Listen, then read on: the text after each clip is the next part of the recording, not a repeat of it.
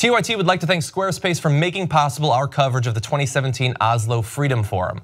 Whether you need a website, a domain, or an online store, make your next move with Squarespace. You can start your free trial at squarespace.com/TYT and you'll get 10% off your first purchase.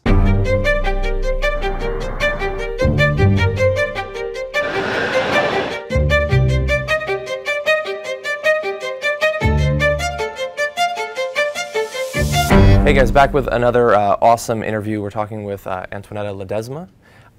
You are here mainly originally because of your father, who's become famous, not necessarily for the reasons we might hope, but what was his experience like? How has it led to you being here at the OFF for the second year in a row?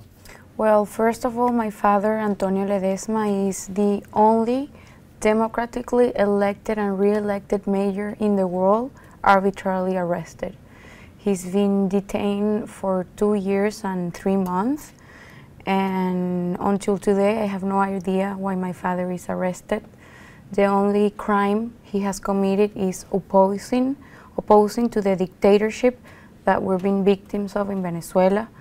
But it's not only my father. We're talking about 173 political prisoners in Venezuela, women and men who, that by just speaking up and criticizing the policies of the tyranny that controls our government are thrown behind bars. So my father, Antonio Ledezma, is not free because he dared to speak up. Yeah. Everyone who speaks up in Venezuela goes to jail. Yeah, so I mean, as you point out, there's a lot of people at every level basically that have been imprisoned, but the idea that they could take a sitting mayor of a big city and with basically just fake charges thrown at him, the idea that you could lock him up shows that they felt no limit on how they could crack down on dissent.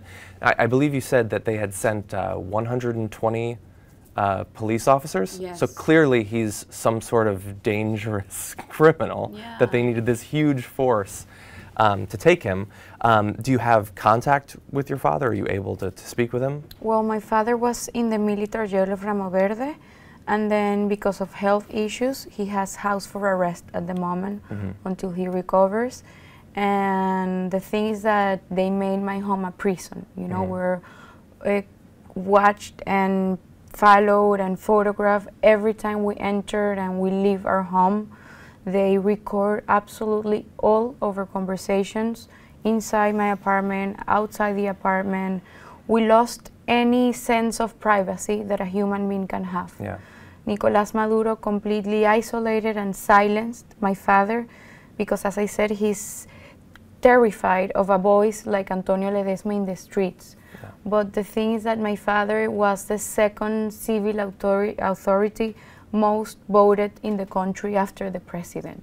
So if you ask me, the reason of his detention is because the whole city of Caracas voted for him, almost the whole city of Caracas voted for him because they believed in him. And Maduro kidnapped our mayor. Maduro frustrated my father to keep working with his people in the streets, and that's the only reason of his detention. I cannot tell you anything else. In his preliminary hearing that happened last year, they're trying to charge him with the political charges of conspiracy and criminal association. Both charges can land him up in jail for 26 years.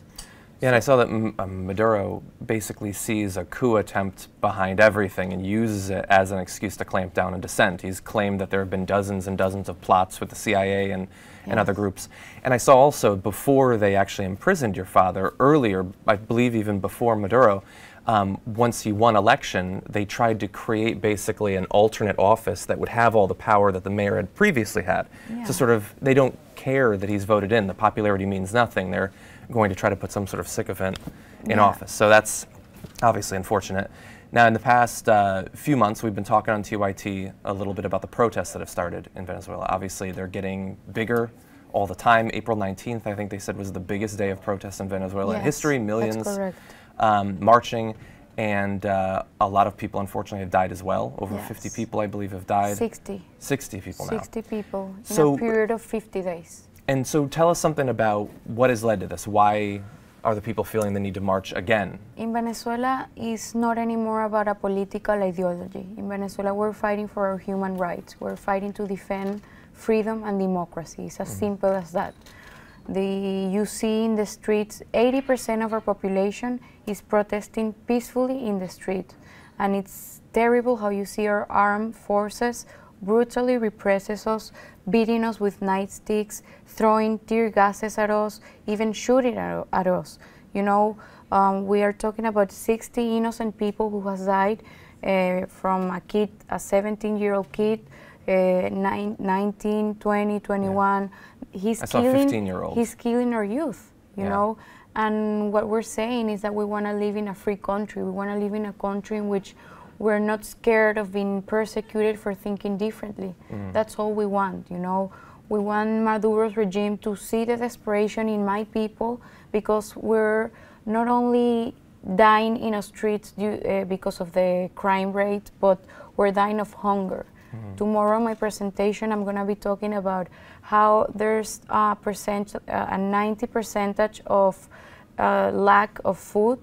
83% of the Venezuelan families live in extreme poverty. And 50% of our children are in danger or already suffering malnutrition. So, you know, this is the unfortunate reality that has forced us to take the streets, and we're not giving up. We're not giving up. We will not keep letting the Maduro's regime to keep telling us what and how to think. And that's a reality that has forced millions of Venezuela to protest, armed only with our flags and courage, because the ones that are really armed are the oppressive forces of Nicolás Maduro. Yeah, both the military and then also the groups that he's set up. In some cases, it looks like going into the protests and starting conflicts there.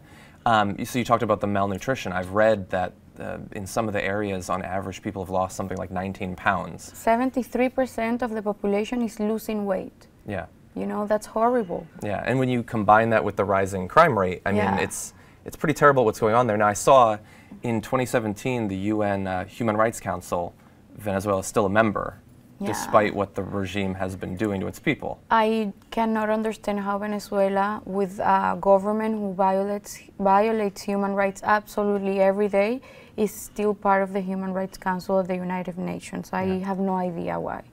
And, you know, it's every 19 minutes a Venezuelan dies. So it's a reality, you know. It's something that the government cannot hide anymore.